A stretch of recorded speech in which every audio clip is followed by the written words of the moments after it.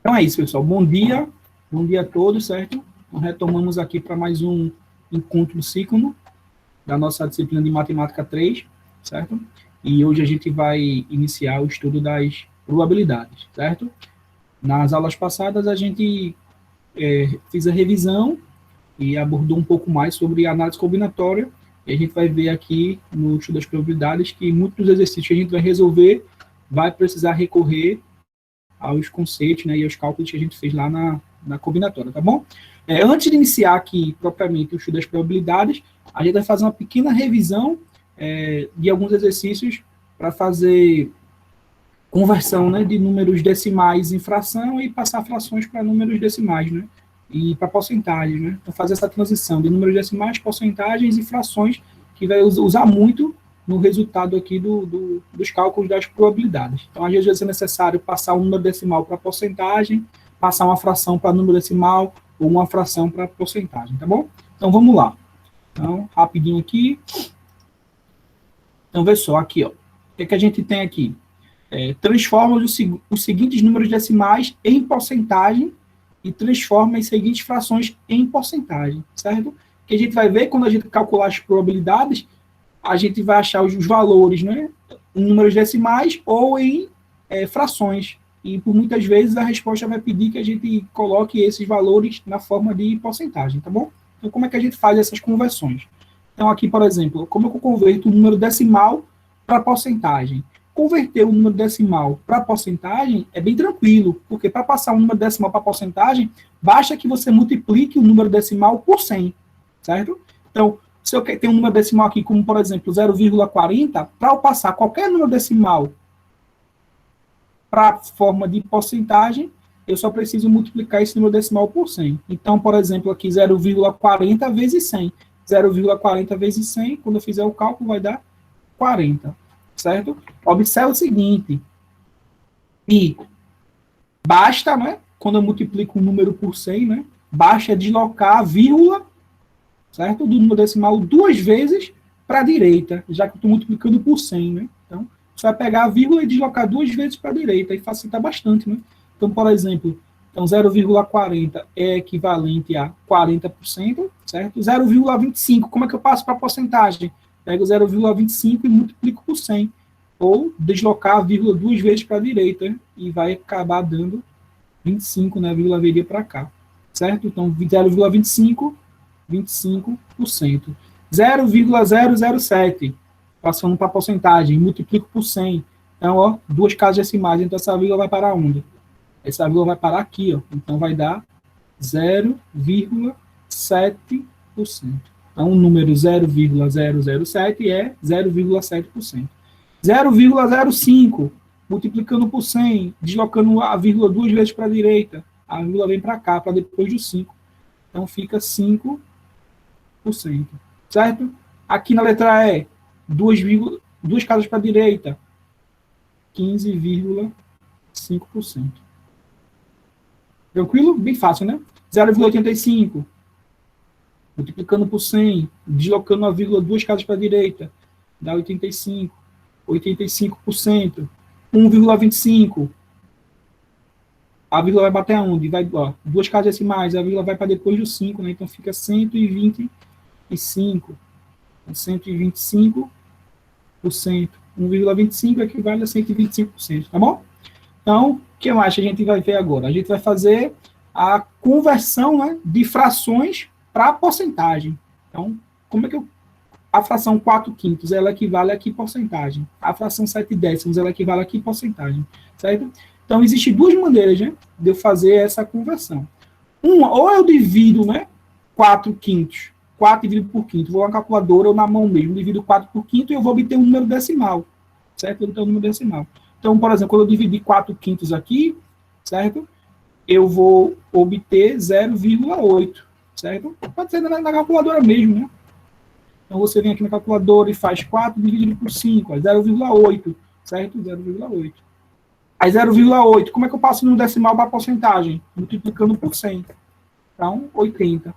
Então, isso significa que 4/5 equivale a 0,8, que equivale a 80%. Certo? Tranquilo? Outra maneira de eu fazer essa conversão, sem precisar fazer a divisão, é eu tentar escrever, por exemplo, aqui na letra D, escrever essa minha fração, certo? 8 sobre 20, tentar escrever ela com, achar uma fração equivalente que tenha denominador 100, né? Então, por exemplo, aqui, ó, 20, né? Como eu consigo, será que eu consigo facilmente conseguir arrumar um número que multiplicado por 20 dê 100? E se eu pensar um pouquinho, eu vejo que 20 de 20 em 20 eu chego em 100, né? 100 é múltiplo de 20. Então, se eu multiplicar 20 por 5, eu obtenho aqui embaixo 100. E se eu multipliquei o denominador aqui da minha fração por 5, para achar uma fração equivalente, eu tenho que multiplicar o numerador por 5 também, né? 8 vezes 5 dá 40. Então, eu tenho 40 por 100. 40 por 100, a fração por 100, né? Ela é a porcentagem. 40 por 100, 40%. Certo? Então, esse é um jeito de fazer. Tentando, sem usar assim calculadora, né? Tentando transformar a fração numa fração equivalente que tenha denominador 100, né? Se eu fosse fazer do outro jeito, aqui, ó. Quanto é que ficaria? 8 dividido por 20, aí acho o número decimal, 0,4, para passar para a porcentagem, eu multiplico por 100, né?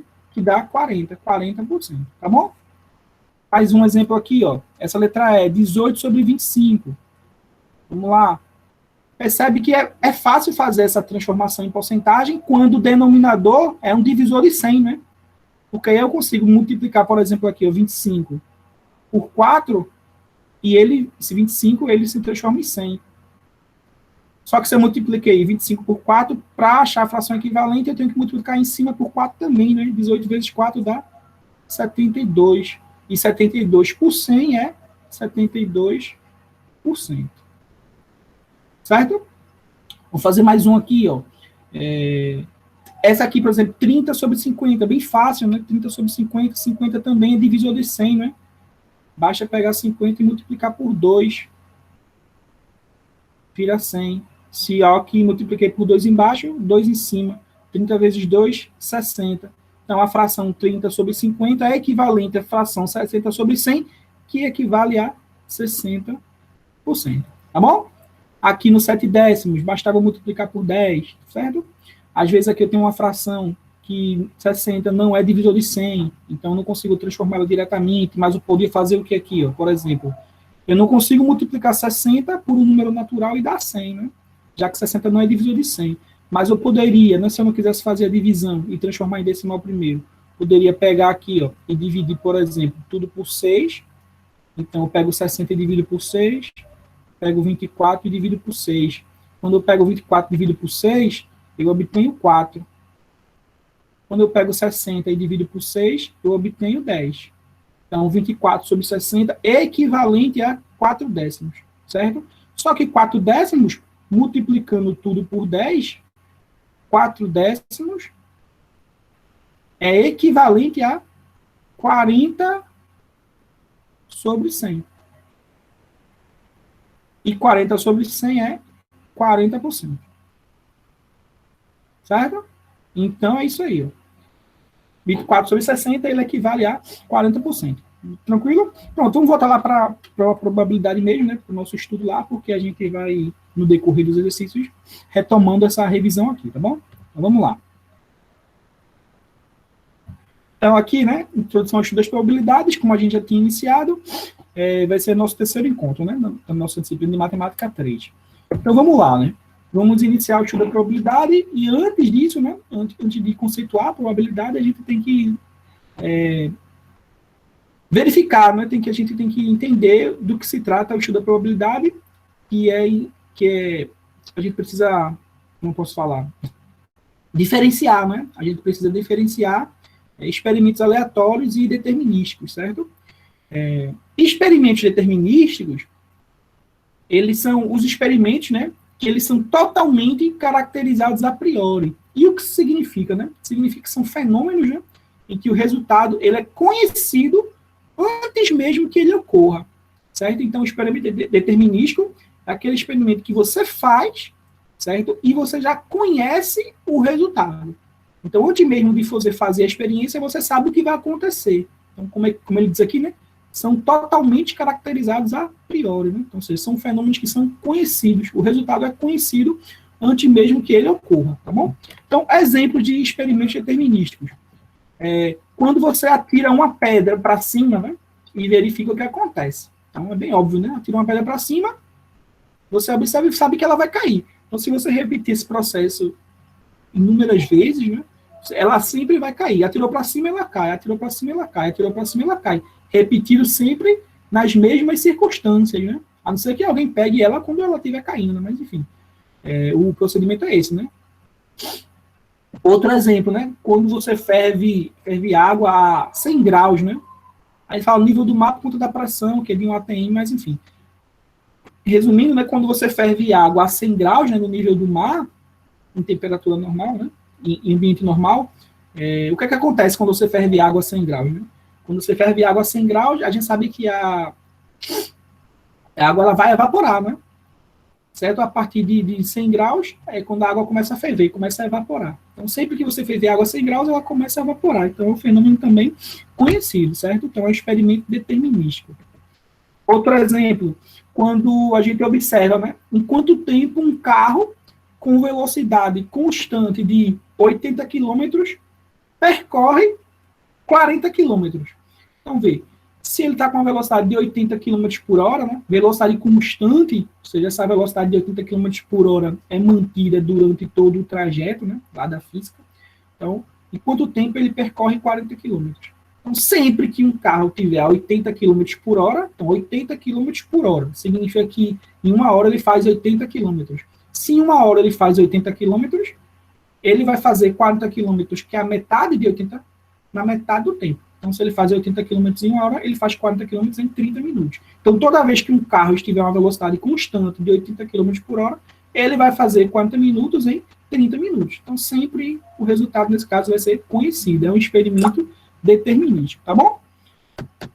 Conhecido do experimento determinístico, a gente vai verificar que foi só para conhecer, porque ele não é do nosso interesse, né? Porque a probabilidade, né, como a gente vai ver, a teoria das probabilidades, ela estuda os experimentos aleatórios, certo? Então, o que interessa aqui é os experimentos aleatórios, que, diferentemente, né,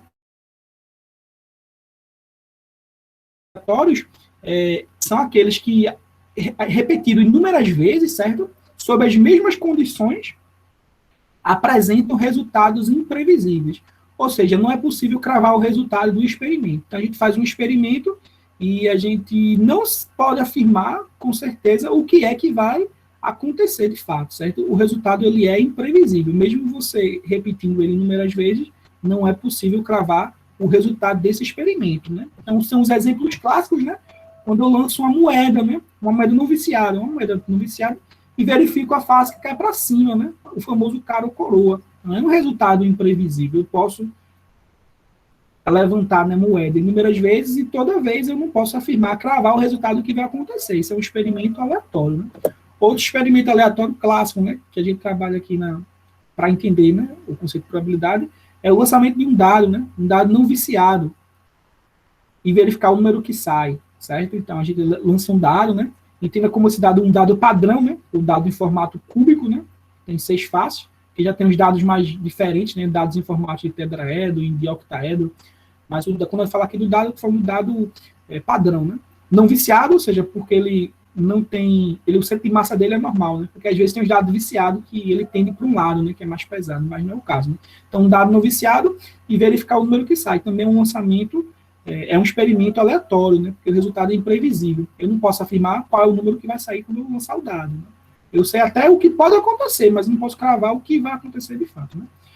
Outro exemplo, né, de experimento aleatório, retirar aleatoriamente uma carta de um baralho, né. Tem esse baralho aí de jogos, né, tem 52 cartas, então, 52 cartas diferentes, eu não posso, quando eu retirar uma carta aleatoriamente, eu posso tirar qualquer uma das 52 cartas, já que são distintas. Também não é possível prever o resultado que vai acontecer, tá bom?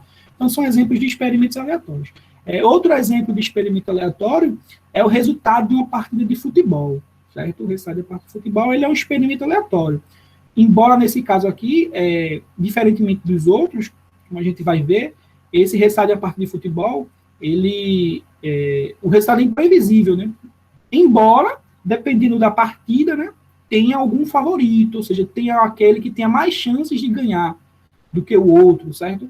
Então, o resultado da parte de futebol, como a gente vai ver, ele é um experimento aleatório, sim, porque eu não consigo cravar o resultado, mesmo tendo um favorito, né? Posso também verificar que eu não posso cravar o placar do jogo, é um experimento aleatório, certo? Só que, diferentemente, né, dos outros que eu citei, o resultado da parte de futebol, os possíveis resultados não têm a mesma chance de ocorrer, certo? São eventos que a gente vai ver que são não equiprováveis. E outro experimento aqui aleatório é o resultado do sorteio da Mega Sena, que a gente também vai ver nessa aula, tá bom? Então, qualquer tipo de sorteio são experimentos aleatórios, já que não é possível cravar o resultado. Se eu pudesse cravar o resultado de um sorteio, eu sempre ganharia, né? Mas, como não é possível cravar, ele também é um experimento aleatório, certo? Então, entendido essa diferença, vamos agora para entender o que é a teoria das probabilidades, né? Então, a teoria das probabilidades, ele é o ramo da matemática, né? É a área da matemática que estuda experimentos aleatórios, né? E através desse estudo, né, é possível analisar as chances de um determinado evento ocorrer. Então, a probabilidade surgiu aí, né, para estudar os experimentos aleatórios e as chances de cada evento de um experimento aleatório ocorrer. Então, o pessoal lá foi analisar antigamente, né, e começou a tentar estudar, né, esses experimentos, as chances das coisas ocorrerem nos experimentos aleatórios. Daí surgiu a teoria das probabilidades, certo? Então, né, como é um pouco da história das probabilidades, né?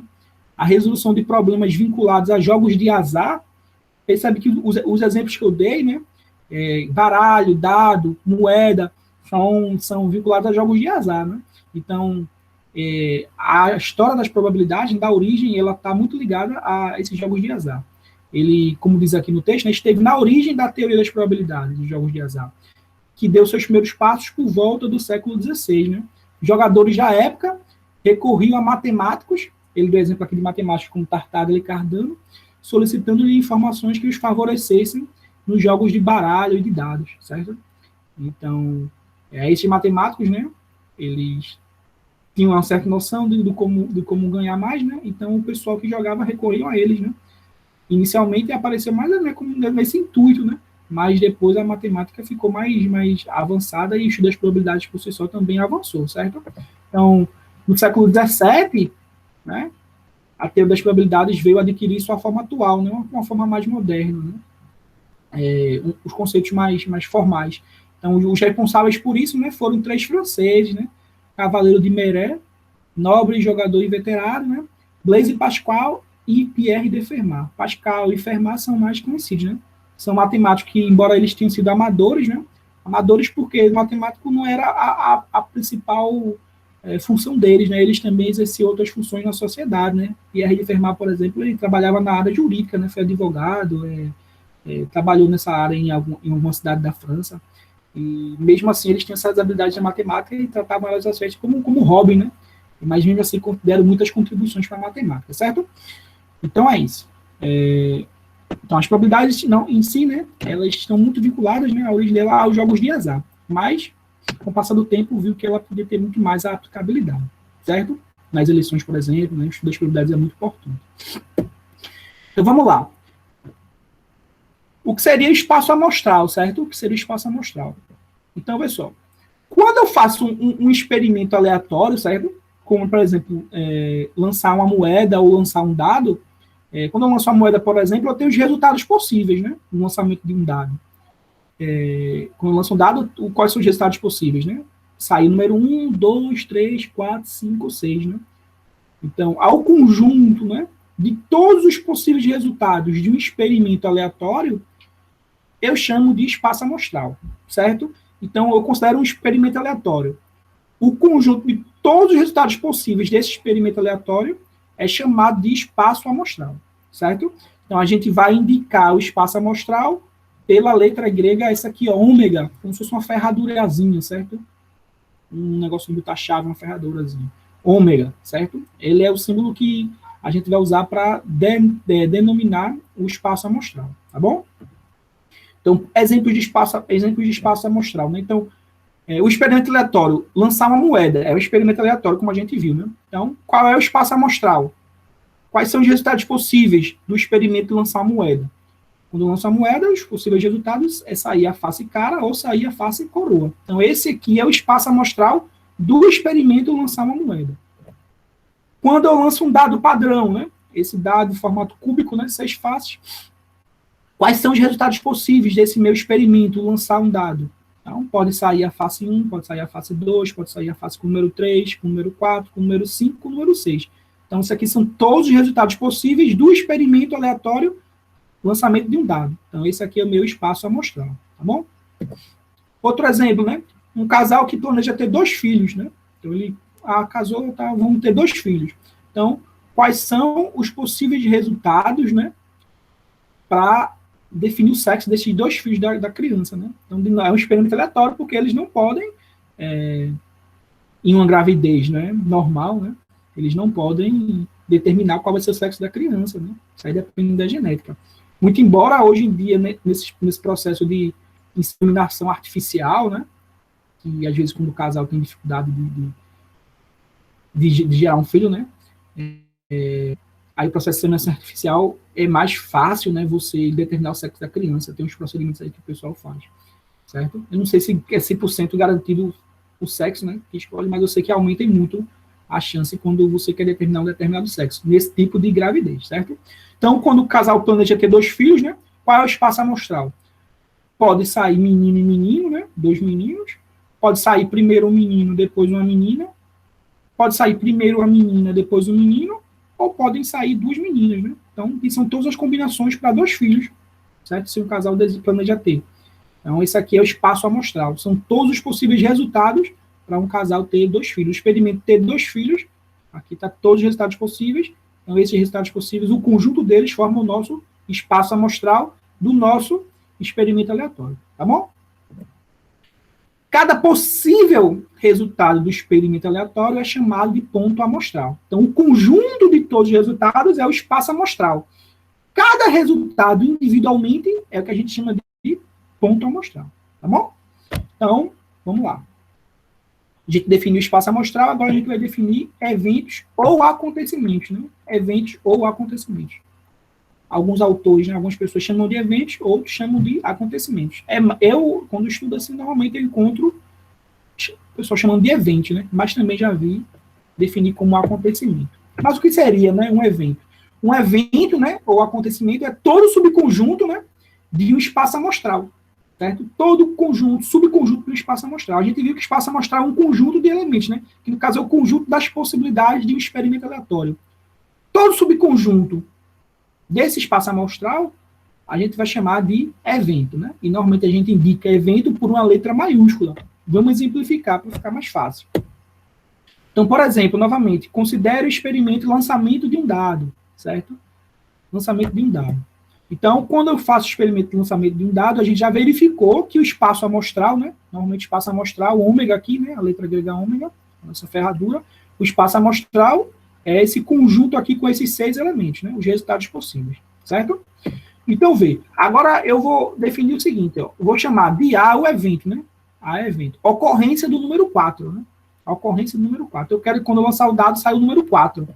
Então, percebe que saiu o número 4, meu 4, ele é o quê? Ele faz parte do espaço amostral. Ele está contido dentro do espaço amostral. Então, ele é um subconjunto do espaço amostral. Então, esse meu evento A, ele é um subconjunto do meu espaço amostral. Certo? Então, A é um evento. Esse caso aqui, o meu evento, né? Ele é composto por um único elemento, né? Do meu espaço amostral. Ou seja, é um conjunto unitário. Então, eu chamo isso aqui de evento simples ou evento unitário. Né? Só que esse evento só tem um ponto amostral.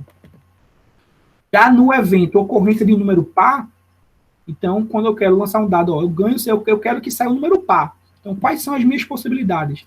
Então, esse meu evento B, ele é composto por 2, 4, 6 nesse caso. De novo, percebe que 2, 4, 6 está contido no meu espaço amostral. Então, esse B aqui, ele é um evento, já que 2, 4, 6 acaba sendo um subconjunto do meu conjunto, que é o espaço amostral. Certo? Outro exemplo de evento, ó, evento, ocorrência de um número menor que 7. Ocorrência de um número menor que 7. Quando eu lanço um dado, eu digo, eu ganho se sair um número menor que 7. Agora, vê, sair um número menor que 7 é sair 1, 2, 3, 4, 5 ou 6.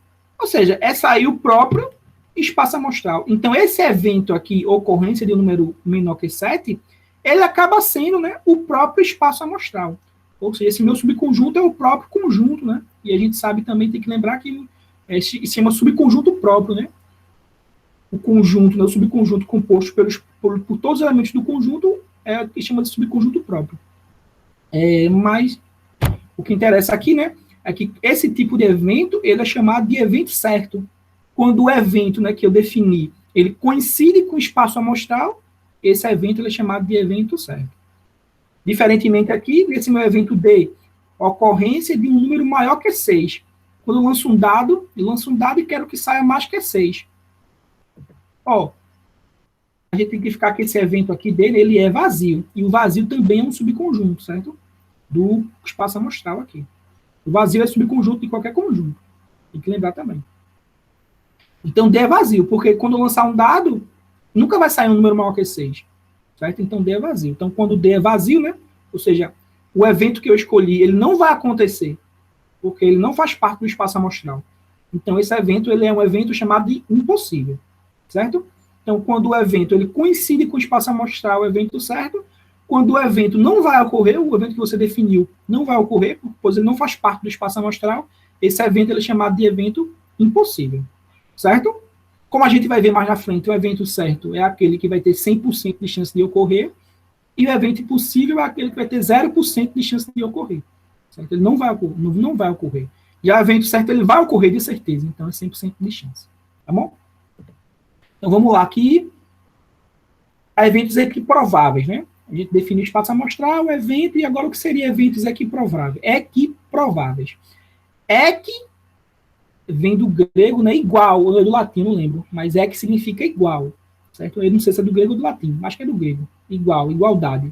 Prováveis vem de provável, né? Então, que vem de igual, provável, ou seja, probabilidades iguais. Eventos equiprováveis, probabilidades iguais, resumindo, são eventos que têm a mesma chance de ocorrer, certo? Eventos que têm a mesma chance de ocorrer são chamados de eventos equiprováveis. Então, ó, como veremos na sequência, né? Quando a gente lança um dado não viciado, as chances de ocorrência de cada um dos pontos amostrais é a mesma, né? Então, quando lança um dado, a chance de sair 1, a gente vai ver que é a mesma chance de sair 2, é a mesma chance de sair 3, é a mesma chance de sair 4, é a mesma chance de sair 5, é a mesma chance de sair 6. Quando eu lanço uma moeda não viciada, a chance de sair cara é a mesma chance de sair coroa, certo? Então, nesse caso, dizemos que os eventos são equiprováveis, certo? Tem a mesma chance de acontecer.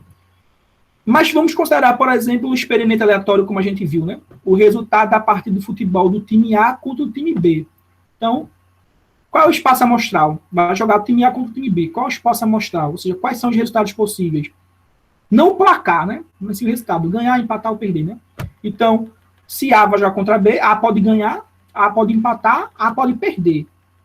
Certo? Agora, há 3 pontos amostrais aqui, né?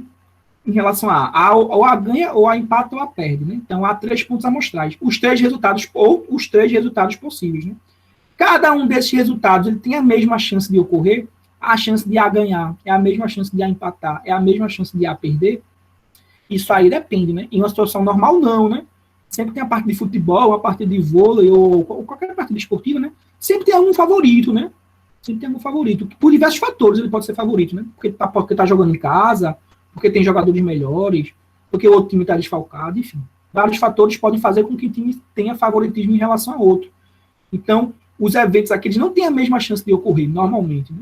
Então, para alguns dos times. Então, portanto, os resultados não têm a mesma chance de ocorrer, logo não são equiprováveis. Certo? Como cada ponto amostral desse, provavelmente, isso não tem a mesma chance de ocorrer. Se A for muito melhor que A, então A tem mais chance de ganhar do que perder. Então, as chances não são equiprováveis. Muito embora aqui, calcular essas chances é mais abstrato, né? Porque depende de vários fatores e não vai ser o nosso foco aqui. Certo? Aí, o que a gente vai estudar são os eventos, são os espaços amostrais, né, compostos por eventos equiprováveis, né? Vai ser o foco do nosso estudo. Certo? Então, vamos lá, né? probabilidade de ocorrer um evento. Vamos iniciar começar fazendo os cálculos por si só, né? Que é o que importa, né? E vai ser mais utilizado a partir de agora. É como calcular probabilidades, né? Como calcular. Então, por exemplo, né? Qual a probabilidade de se lançar um dado padrão, né? E obtermos o número 5 como resultado. Então, quero lançar um dado, lancei um dado, quero que saia 5, né? Qual a chance de sair o 5 no lançamento de um dado? Tenho que lembrar, né? Que qual vai ser o meu evento? Eu defini o meu evento como sair número 5. Esse é o meu evento, sair número 5. Lembra que o espaço amostral, novamente, espaço amostral 1, 2, 3, 4, 5, 6, e meu evento A, 5. Certo? Só me interessa que saia 5. Então, como o evento A tem apenas um elemento, né? E o espaço amostral tem 6, o evento que eu quero que aconteça tem um elemento, e o espaço amostral tem 6. Então, dizemos que a chance de sair 5 é de uma chance em 6. Ou que a probabilidade é de 1 em 6, né? Uma chance em 6. Ou 1 sobre 6, né? 1/6, que equivale, né? 1/6, se eu dividir 1 por 6, equivale a 0,16666, que é 16,6%, certo? Então, nesse caso, ter uma chance em 6 é equivalente a ter 16,6% de chance, certo? Então, né, a chance de sair, nesse nosso caso aqui, né, a chance de sair qualquer um dos pontos amostrais é de 1 em 6. Então, qual a chance de sair 5? 1 em 6. Qual a chance de sair 4? 1 em 6. Qual a chance de sair 3? 1 em 6. Então, sair qualquer um desses números aqui, né, qualquer um dos meus pontos amostrais, a chance é sempre a mesma. A chance é de 1 em 6. Então, nesse caso, dizemos que o espaço amostral ele é equiprovável, porque cada ponto amostral tem a mesma chance de acontecer. Então, esse espaço amostral aqui, desse meu experimento, ele é um espaço amostral equiprovável, certo? Mesma chance de ocorrer qualquer ponto amostral. Aí, como é que a gente vai usar mesmo? É basicamente essa fórmula aqui, né? Da probabilidade de ocorrer um evento A de um espaço amostral ômega, né? Finito, né? Espaço amostral finito. Então, a probabilidade de acontecer o meu evento é o quê? Esse N de A, o que significa, né? Quantidade de elementos do evento A. Quantos elementos tem o evento A? Lá no nosso caso, saem 5. Só tinha 1, né? N ômega, quantidade de elementos do elemento ômega. De elementos do ômega, né? Do espaço amostral ômega. N de número, né? Então, número de elementos do meu A, do meu evento A, N de ômega, número de elementos do meu espaço amostral ômega. Então, eu pego o número que a gente chama aqui, número de casos favoráveis, né? Me interessa que saia A, então, o número de casos favoráveis, dividido pelo número de casos possíveis, que é o número de elementos do meu espaço amostral. Certo? Então, né? Importante ressaltar, né, que a probabilidade assim definida, ela só é válida se todos os elementos do espaço amostral tiverem a mesma chance de ocorrer. Isto é, né, se o espaço amostral ele é equiprovável, finito e não vazio. Né? Então, só faz sentido usar essa fórmula aqui, né, essa definição do cálculo de probabilidade para espaços amostrais equiprováveis, tá bom?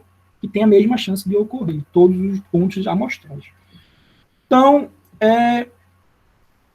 para continuar aqui essa parte, né, vê só, né? Já há um evento qualquer do espaço amostral. A é o meu evento do espaço amostral, né? Então, A ele é um subconjunto do espaço amostral. Se A é um evento do espaço amostral, a gente viu que A é um subconjunto do espaço amostral, certo? Ele está contido, o vazio está contido nele e o A está contido no espaço amostral, né? Essa definição aqui inicial. Então, vê, eu quero dizer o seguinte, né? Que o espaço amostral, né? Se eu pegar o número de elementos de cada um desses conjuntos aqui, né? O número de elementos do vazio, né, é 0, né? Então, o número de elementos do meu evento A, ele é maior ou igual que 0, né? Se meu evento for evento impossível, vai ser 0 também. Mas, normalmente, o evento ele vai ter mais elementos que o vazio. Ele não vai ser vazio, o evento que eu escolhi. Então, ele vai ter mais elementos que o vazio e vai ter menos elementos que o espaço amostral, né? Então, ele vai ter menos elementos que o espaço amostral. No máximo, ele pode ter a mesma quantidade, né? Se o evento for um evento certo, como a gente viu. Certo? Então, se eu pegar aqui essa desigualdade aqui, né, e dividir tudo, né, pelo número de elementos do espaço amostral, o que eu obtenho, né, pela definição lá de probabilidade? N, o número de elementos do vazio, dividido pelo número de elementos do espaço amostral, é 0, né? Porque o número de elementos do vazio é 0. Então, 0 dividido por qualquer coisa vai dar 0. O número de elementos do conjunto do evento A dividido por número de elementos do espaço amostral, eu obtenho o quê? Isso aqui, pela definição que a gente viu, é a probabilidade de A. E o número de elementos de espaço amostral dividido pelo número de elementos de espaço amostral, a divisão de dois números iguais vai dar 1. Então, daqui o que é que eu concluo? Que a probabilidade de um evento ocorrer é sempre um número entre 0 e 1. Certo? Ele pode ser no máximo 1, se for o evento certo, e ele pode ser no mínimo 0, se for um evento impossível, certo? Então, dada a chance, né, de ocorrer calcular qualquer probabilidade, e quando se calcular qualquer probabilidade, o seu resultado é sempre um número entre 0 e 1. Isso significa que, se a probabilidade de ocorrer um número é sempre um número entre 0 e 1, significa que é sempre de 0 a 100%. Certo? A chance de ocorrer alguma coisa é sempre de 0 a 100%. Tá bom? Tranquilo? Então, nunca você vai, um determinado evento tem 130% de chance de ocorrer, não. É sempre entre 0 e 100% a chance de ocorrer qualquer probabilidade. Então, vamos calcular primeiro aqui um exemplo de probabilidade para a gente dar uma pausa e depois fazer mais exemplos, né, de exercícios. Então, o primeiro exemplo é o seguinte, ó. Um casal planeja ter exatamente 3 crianças, né? 3 crianças. A gente viu com 2, né? Um casal queria ter 2. Agora a gente vai ver um casal que quer ter 3. Então, faça o diagrama da árvore para mostrar todos os possíveis arranjos de meninos e meninas, certo? Então, vamos lá. O primeiro filho, né? Vamos fazer o diagrama da árvore. Primeiro filho. Ele vai do casal, vai ter o primeiro filho. Esse primeiro filho pode ser menino ou menina, certo? Menino ou menina. Agora o casal vai ter o segundo filho. Quando ele vai ter o segundo filho, aí tem que levar em consideração o primeiro, né?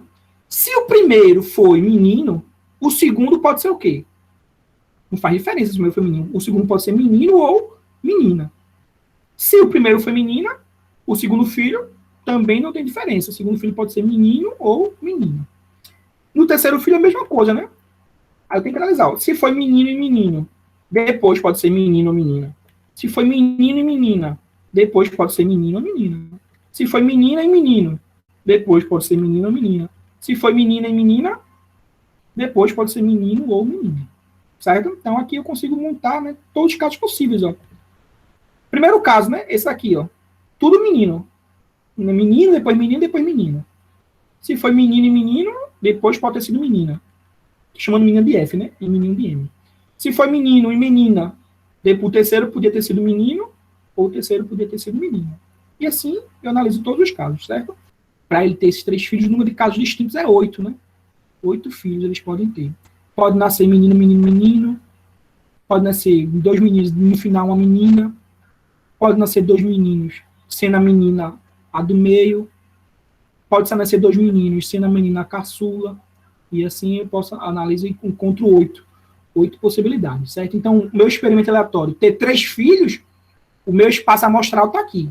Meu espaço amostral é o conjunto desses 8 resultados aqui. São os 8 pontos amostrais do meu espaço amostral. Né? São os 8 resultados possíveis. Esse é meu espaço amostral.